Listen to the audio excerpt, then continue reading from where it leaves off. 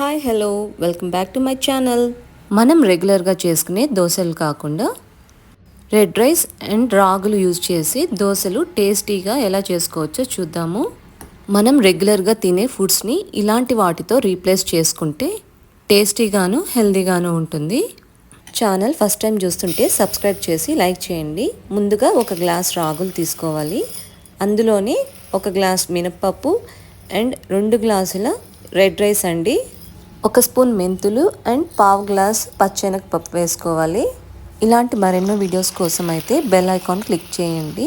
నా video notifications మీకు వచ్చేస్తాయి.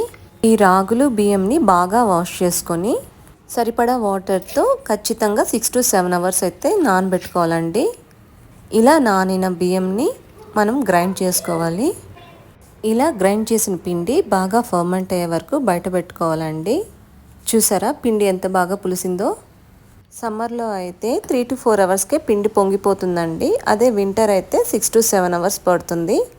ఇలా ఫర్మెంట్ అయిన పిండితో దోశలు చేస్తే చాలా బాగా వస్తాయి. పిండిలో కాస్త వాటర్ అండ్ సాల్ట్ వేసుకొని ఇలా కన్సిస్టెన్సీలో కలుపుకోవాలి. దోశల కోసం ముందుగా ప్యాన్ పెట్టుకొని ప్యాన్ హీట్ అయిన తర్వాత ఇలా దోశ పిండి వేసుకొని మనకు నచ్చినట్లు క్రిస్పీగా కావాలంటే పల్సంగా, లేదు సాఫ్ట్గా కావాలంటే కాస్త థిక్గా వేసుకుంటే దోశలు అయితే చాలా బాగుంటాయండి. దోశలు ఎప్పుడు మీడియం టు హై ఫ్లేమ్లో చేసుకోవాలి. ఇలా పిండిని బాగా స్ప్రెడ్ చేసిన తర్వాత 1/2 స్పూన్ ఆయిల్ లేదా గీ లేదు బటర్ అయినా వేసుకోవచ్చండి. చాలా బాగుంటుంది.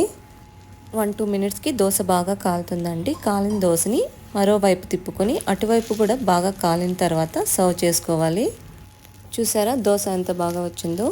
ఈ దోశని మనకి నచ్చిన పల్లీ చట్నీ, అల్లం చట్నీ ఇలా ఏ చట్నీతో అయినా సర్వ్ చేసుకోవచ్చు.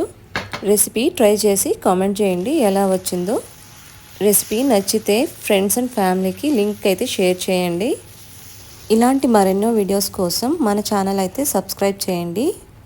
హెల్తీగా, టేస్టీగా, ఈజీగా ఉండే ఇలాంటి రెసిపీస్ మన రెగ్యులర్ డైట్లో ఖచ్చితంగా ఇంక్లూడ్ చేసుకోవాలి. మీరు ఇలాంటి దోశలు చేస్తుంటారా? కామెంట్ చేయండి.